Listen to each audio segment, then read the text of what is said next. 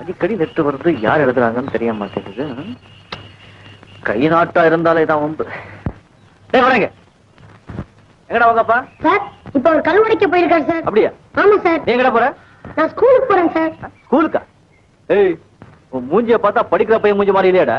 நான் நல்லா படிப்பேன் சார். யார் சொன்னா? நான் சொல்றேன் சார், நான் நல்லா படிப்பேன். அப்படியா? பாக்கலாம்டா. லெட்டர் படி பாக்கலாம்.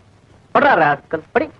அன்புள்ள கணவருக்கு இதற்கு முன் பல கடிதங்கள் எழுதினேன், பதில் இல்லை. கவலையாக இருக்கிறது. இந்த கடிதம் உங்கள் கைக்கு கிடைக்கும் சமயம் நானும் குழந்தையும் ஊருக்கு போட்டிருப்போம். ஸ்டேஷனில் சந்திக்கவும். இப்படிக்கு உங்கள் மனைவி லட்சுமி. போட போட.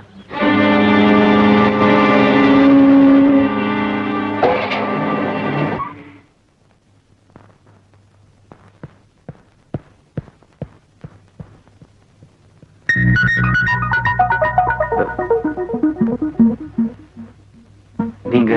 என் கணவர் தான் இந்த ஊருக்கு இன்ஸ்பெக்டர். ஆமா, நீங்க எப்படி இங்க? நானு இந்த ஊர் சப் இன்ஸ்பெக்டர். ஓ, அப்படியா? ஆமா. நீங்க இன்னைக்கு ஊர் வரீங்கன்னு இன்ஸ்பெக்டர் சொன்னாங்க. நான் ஸ்டேஷன் கொண்டு அனுப்புறதுக்குள்ள நீங்களே வந்துட்டீங்க. பாபு இல்ல? ஆமா, அவர் எங்க? அவருக்கு 5 ஸ்டேஷன்ல டியூட்டி. இன்ஸ்பெக்ஷன் போயிருக்காங்க. வரதுக்கு எப்படியும் 4 நாள் ஆகும். ஓ, அதான் லெட்டர் எழுதலையா? ஆமா, நீங்க அன்னைக்கு வீட்டுக்கு வந்தப்போ இன்ஸ்பெக்டர்னு சொல்லலையே. நான் சொல்லவே இல்லையா? மறந்துருப்பேன். ஆனா நீங்க போலீஸ் அதிகாரியத்தை இருப்பீங்கன்னு நான் நினைச்சேன். ஏன்னா போலீஸ்ல மேல் மட்டத்துல இருந்து கீழ்மட்டம் வரைக்கும் எல்லாரையும் பழக்கம் உண்டு.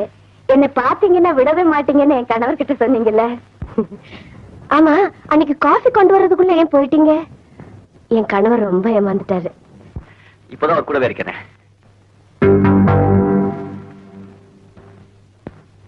என்னது, அவர் யூனிஃபார்ம் நீங்க மாட்டிக்கிட்டு?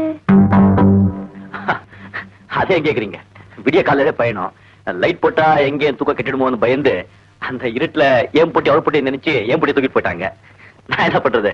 அவர் போட்டி யூனிஃபார்மை நான் மாட்டிக்கிட்டேன். நல்ல வேடிக்கை. உங்களுக்கு சாப்பாடெல்லாம் எப்படிங்க? சமையல்காரர் இருக்கானே. நான் தான் அடியன் சமையல்கார கந்தசாமி. கந்தசாமி வணக்கம்.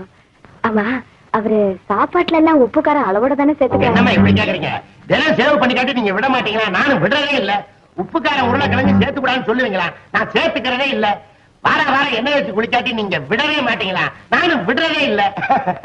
என் சம்சாரம் இல்லாத குறைய சமையல்கார கந்தசாமி தான் நிறைவேற்றி வைக்கிறான்னு ஐயா இவர்கிட்ட அடிக்கடி சொல்லுவாரு இல்லீங்களா?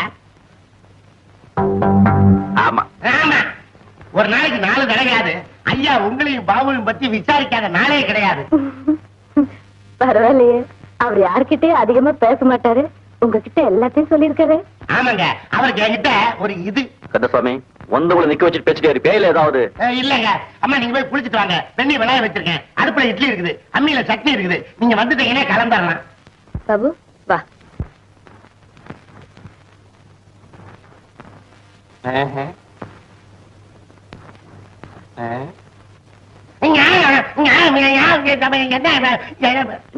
என்னடா அந்த அம்மா கிட்ட மரியாதை இல்லாம எதிர உலகிட்டா? அந்த அம்மா கிட்ட அவங்க புருஷனை பத்தி ஆரந்து விட்டுக்கிட்டு இருந்தீங்க. அதை நான் கேட்டுக்கிட்டு தான் இருந்தேன். அந்த அளப்புக்கு காரணம் என்னன்னு எனக்கு புரியும். என்ன என்ன காரணம் தெரியும்? என்னடா என்னடா? நீங்க 2 பேரும் சேர்ந்து வந்திருப்பீங்க. அவர் கரடிக்குள்ள ஸ்டேஷன்ல டியூட்டி போட்டுப்பாங்க. அது பயங்கரமான இடம். அதை சொன்னா அந்த அம்மா பயந்துக்குவாங்கன்னு நீங்க போய் சொல்லி இருக்கிறீங்க. அவ்வளவுதானே? நீ பெரிய புத்திசாலிடா. ஆமா, நம்ம புருஷனை பத்தி அவ்வளவு கச்சிதமா சாப்பாடு எல்லாத்தையும் சொல்லியே, அதுல உனக்கு எப்படி தெரியும்?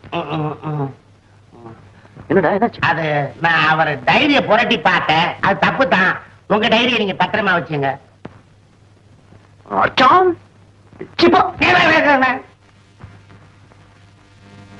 அப்படியா? ஆமா கோரி, கணவன் மேல உயிரை வச்சிருக்காங்க. தன் புருஷனை எப்ப பார்க்க போறேன்னு துடிச்சிட்டு இருக்காங்க. அவங்க புருஷனை நான் தான் கொண்டு நினைக்கும் போதெல்லாம் என் மனசாட்சி என்ன சித்திரவதை பண்ணுது. அவங்க முன்னாடி நிக்கிற தைரியம் கூட எனக்கு இல்ல. இந்த ஊரை விட்டு ஓடி போறத முடிவு பண்ணிட்டேன். அதுக்கப்புறம் உண்மை தெரிஞ்சு அந்த அம்மா விதவை ஆயிடுவாங்க. போலீஸுக்கு உண்மை தெரிஞ்சு நீ கைதி ஆயிடுவ. உதவிக்கு ஆள் இல்லாம இந்த ஊர் அனாதை ஆயிடும். இதனால யாருக்கு என்ன லாபம்? இப்ப என்ன செய்ய சொல்ற? அந்த அம்மா கிட்ட நீங்க எதுவும் சொல்லக்கூடாது. இந்த ஊரை விட்டு போகவும் கூடாது. உண்மை கொஞ்சம் கொஞ்சமா என்ன அரைச்சுக்கிட்டே இருக்கு. இன்னும் எத்தனை நாளுக்கு அந்த அம்மா கிட்ட ஆகணும். இந்த ஊருக்கு புண்ணியம் செய்யறப்ப நீங்க பண்றது ஒண்ணும் பெரிய பாவம் இல்ல.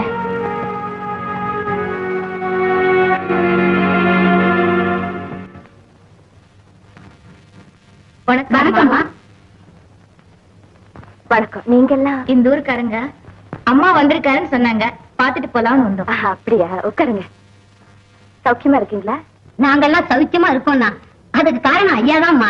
இந்த ஊர்ல எப்ப என்ன நடக்குன்னு வயிற்றுல நெருப்பு கட்டிட்டு இருந்தோம்மா. ஐயா வந்ததுக்கு அப்புறம் தான் எங்களுக்கு அந்த பயமே விட்டு போச்சு. அப்படி அவர் என்ன பண்ணாரு தெரியாதா? இந்த ஊரையே ஆட்டி படைச்ச நாட்டாமைய உண்டே இல்லைன்னு பண்ணிட்டாரம்மா. இதுல நான் தான் துரதிருஷ்டசாலி. ஒரு மாசத்துக்கு முன்னாடி வந்திருந்தாருன்னா நான் என் கணவரை எழுந்திருக்க மாட்டேன். என்னைக்கு இந்த விதவ கோலத்துல இருக்க மாட்டேன். நான் கொடுத்து வைக்கலாமா?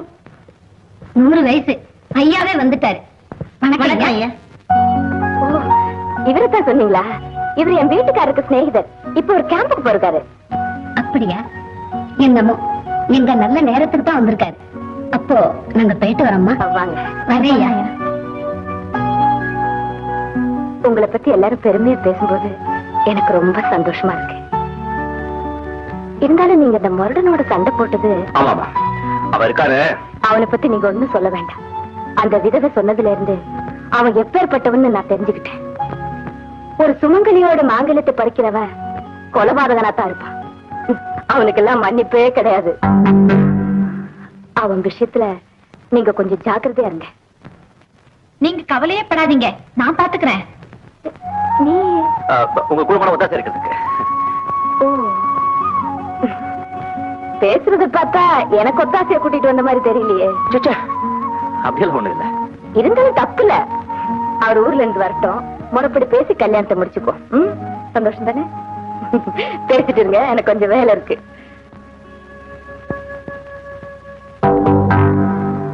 கௌரி, அந்த அம்மா சொன்ன மாதிரி நான் கொலை பார்த்துக்கண்டா எனக்கு மன்னிப்பே கிடையாது. நாகப்பன் செஞ்ச கொலைகள், கள்ள கடத்தல்கள், கற்பழித்தல் எல்லா விவரமும் இந்த ஃபைல்ல இருக்கு சார். ஆமா, புள்ளி விவரங்க சொல்றீங்களே தவிர அவனை உள்ள தள்ளுறதுக்கு ஒத்தானாலும் முடியல. எப்படி சார் முடியும்? நாகப்பன் கேஸ் கோர்ட்ல நிக்கணும்னா பலமான சாட்சி இருக்கணும். இந்த ஊர் ஜனங்க யாருமே தைரியமா சாட்சி சொல்ல வரமாட்டேன்றாங்களே சார். ஏன் வர மாட்டேங்கிறாங்க? இப்ப நீங்க இன்ஸ்பெக்டர் வந்துட்டீங்க, நீங்க அப்ரோச் பண்ணா நிச்சயமா சாட்சிக்கு வருவாங்க சார்.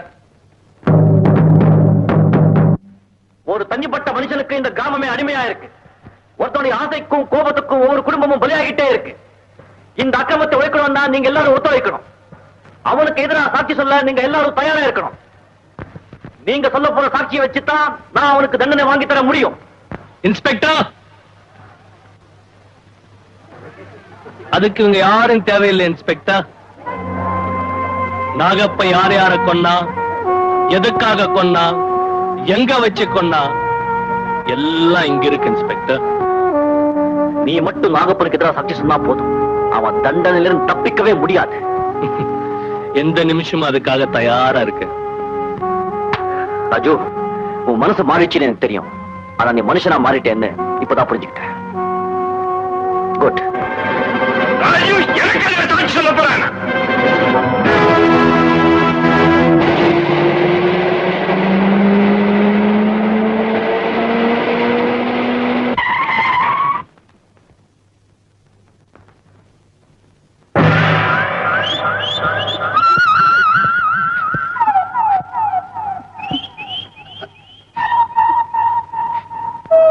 இதுக்கு காரணம் தெரியுமா? துணைக்கு விரோதமா சாட்சி சொல்ல போனாரே, அதுதான். தம்பி, உங்களால முடிஞ்சா ஏதாவது பண்ணுங்கப்பா. இல்லைன்னா எல்லாரும் போல ஊரை பார்க்க போங்க. எங்களை எதுக்கு சாட்சிக்கு கூப்பிடாதப்பா?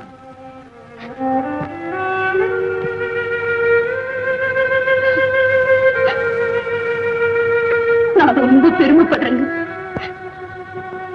இவர் நாகப்பனுடைய ஆளா சாகல், இந்த ஊருக்கு நன்மை செய்யணுங்கிற முயற்சியில செத்திருக்கார். இந்த ஊரு திருப்தி ஆயுசுக்கும் போதும்.